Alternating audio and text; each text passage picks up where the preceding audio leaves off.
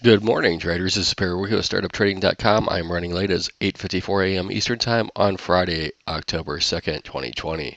So, looking at where we're at, we're going to open up right around this 33.12 area of the chart, right? So that's going to take us down to possibly 32.8875, and then potentially a floor down to 32.46 is what I look at for today's action. If we look at really the floor trader pivot levels is one thing that I gauge every day to see where we could go today.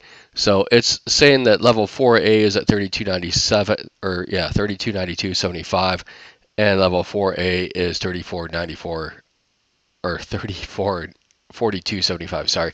So on a normal day, right? There's a B level we'll look at here right now actually. That's going to be down right at 32.74 quarters. So on a normal day, only 7 trading days out of the year, or less than 2% of the time, basically, you get below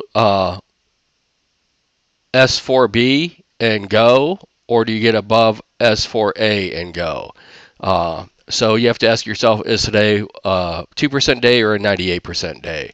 And we'll find out.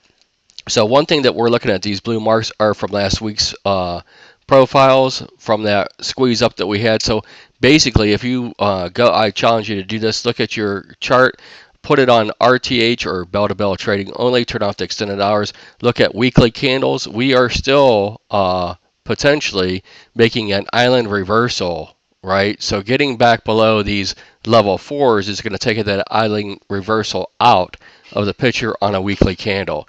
Looking at the overnight session, what we have is the bears are in total control with a COVID, president. But Donald Trump having COVID does not change a single price on the S&P 500 stocks. Again, let me rephrase that. Donald Trump having COVID does not change the price of a single stock on the stock market. There is no input to that at all, but it does cause uncertainty for the election outcome and some of the Senate and House races now. So because of the attitude towards COVID. So that's really what's being priced in. We have non-farm payroll that come in worse than expected today. So you have to ask yourself if you think that we're going to go, lock limit down, which we could end up after the bell opens. It's going to have to be a very special day. And even with a COVID president, stimulus hopes being dashed, and blah blah blah blah, today is probably just a 98% day, in my opinion. We will find out.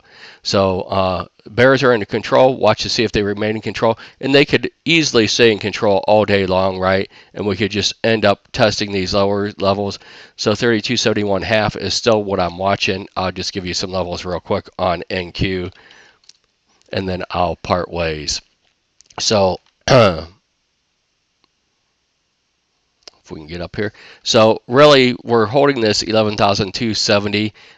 We could flash once breaking that right down to 11,185 and then 10,940, and we'll see what happens. But above that, we'll probably just get stuck.